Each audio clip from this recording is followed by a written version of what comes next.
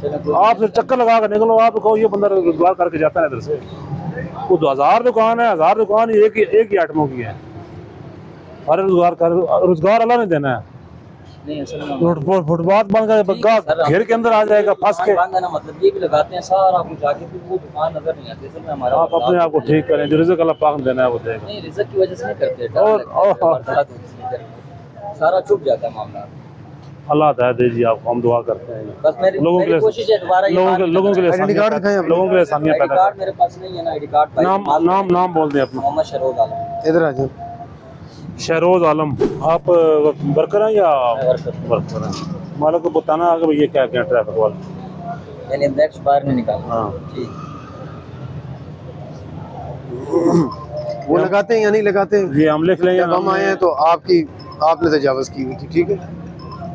आपके पास 10 minute time है, दोबारा अगर हम यहाँ से गुजरे इसके बाद तो आप पर FIR हो जाएगी।